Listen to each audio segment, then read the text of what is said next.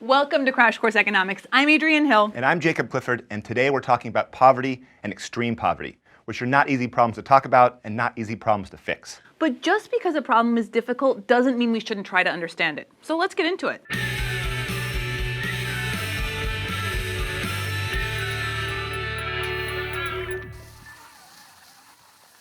Back in the 1990s, the United Nations created 8 Millennium Development Goals with a deadline of 2015. The goals included things like reducing child mortality, promoting gender equality, and combating major diseases. But the first goal on the list was to eradicate extreme poverty and hunger. Now, poverty means different things in different countries because there's different standards of living around the world. In the US, a person is officially living in poverty if they make less than $11,770 a year, or around $32 a day. This is called the poverty line or poverty threshold. But we're going to focus on extreme poverty, which according to the UN is a condition characterized by severe deprivation of basic human needs, including food, safe drinking water, sanitation facilities, health, shelter, education, and information. The UN defines extreme or absolute poverty as living on less than $1.25 a day. The goal set by the UN was to reduce the number of people living in extreme poverty by half. Well, it's 2015, the results are in, and the UN reports that 836 million people still live in extreme poverty. But that's down from 1.9 billion, so success, or at least a lot of progress. And the World Bank predicts that by 2030, the number of people living in extreme poverty could drop to less than 400 million. Of course, that assumes everything will keep improving as it has. But there's an asterisk here. Climate change is a threat to these improvements in global poverty. So we're moving in the right direction, but we're talking about extreme poverty. Most people who've been lifted out of extreme poverty are still poor, really poor. And being poor comes with serious problems, from disease to lack of water. Income inequality is rampant, and 1 in 7 people still live without electricity. So why is extreme poverty falling? The answer to this is really complicated. A bunch of factors like better access to education, humanitarian aid, and the policies of international organizations like the UN have made a difference. But the greatest contributor is globalization and trade. The world's economies and cultures have become more interconnected, and free trade has driven the growth of many developing economies. Let's go to the thought bubble. World trade has been growing since the end of World War II. Free trade agreements and technological advances in transportation and communication mean goods and services move around the world more easily than ever. And we're talking everything from shoes and bananas to innovations and ideas. Take mobile phones. Mobile phones are pretty much good for everything, including reducing poverty. According to economist Jeffrey Sachs, mobile phones are the single most transformative technology when it comes to the developing world.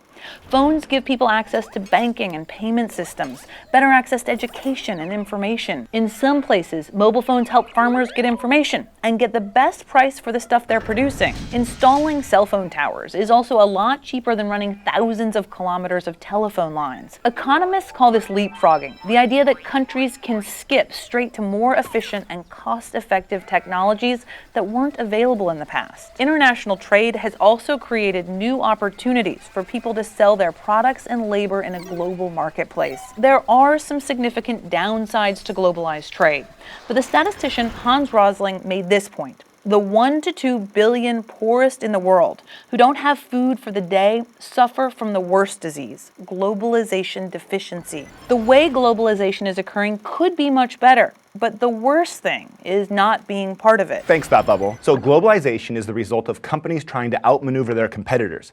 While you search for the cheapest place to buy shoes, companies search for the cheapest place to make those shoes.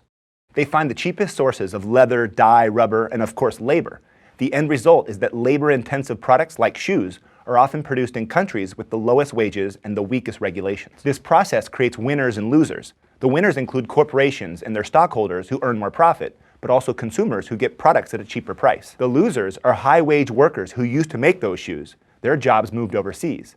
But what about the low-wage foreign workers? Are they winning or losing? Well, a lot of workers are thrown into hazardous working conditions, but it's also true that many workers in developing countries are at least making more money. These jobs pay above average wages. People want these jobs. And although the pay would be unacceptable in developed countries, they're often the best alternative. And the multiplier effect means that more money is being spent on local businesses, so these jobs create jobs. According to the economist Paul Krugman, the Bangladeshi apparel industry is going to consist of what we would consider sweatshops, or it won't exist at all. And Bangladesh, in particular, really needs its apparel industry. It's pretty much the only thing keeping its economy afloat. But not everyone agrees. Opponents of globalization call the outsourcing of jobs exploitation and oppression, a form of economic colonialism that puts profits before people. A few call for protectionist policies like higher tariffs and limitations on outsourcing.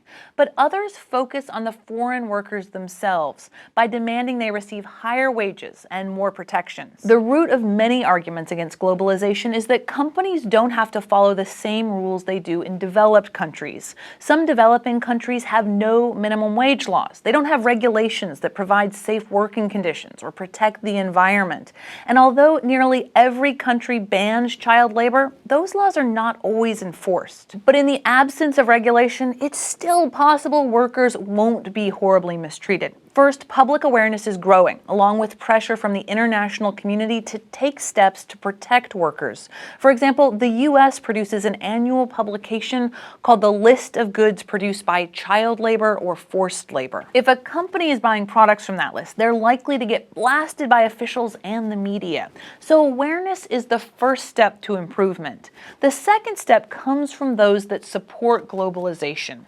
The pro-globalization set argue that as developing economies grow, there are more opportunities for workers, which leads to more competition for labor and higher wages. Perhaps the strongest argument against globalization is its lack of sustainability. Many experts don't think the planet can sustain a growing global economy. Deforestation, pollution, and climate change aren't going to fix themselves, especially if increases in living standards lead people to demand more consumer goods like cars and meat and smartphones. Globalization has helped millions of people get out of extreme poverty, but the challenge of the future is to lift up the poor while at the same time keeping the planet livable. One of the best ways to help those in extreme poverty is to enable them to participate in the economy. This applies to developing countries in the global marketplace, but also to individuals at the local level. A perfect example is microcredit. In 2006, a Bangladeshi professor named Muhammad Yunus won the Nobel Peace Prize for implementing a simple idea. He gave small loans, on average around $100, to low-income people in rural areas. The borrowers, who were mostly female, often used the money to fund plans that could raise their income. For example, they started small businesses. Microcredit was a success and has since spread to developing countries throughout the world. Private lenders, governments, and nonprofit organizations have jumped on board to loan billions of dollars to the world's most disadvantaged. By itself, microcredit isn't going to solve the problem of extreme poverty, but it supports the idea that enabling people to participate in the economy can make their lives better. Yunus explains, "In my experience, poor people are the world's greatest entrepreneurs. Every day they must innovate in order to survive. They remain poor because they do not have the opportunities to turn their creativity into sustainable income." Microcredit, when it works, allows people to improve their lives by participating in the economy on their own terms. But we can't forget, a lot of people who participate in the global economy aren't doing it on their own terms. Many of the people who've emerged from extreme poverty in the last 25 years have jobs, wages, and working conditions that would be unthinkable in the developed world. Economists say that's okay, it's progress, but it's progress that's awfully hard to stomach. Thanks for watching. We'll see you next week. Crash Course Economics was made with the help of all these nice people. You can support Crash Course at Patreon, where you can help keep Crash Course free for everyone forever and get great rewards. Thanks for watching, and DFTBA.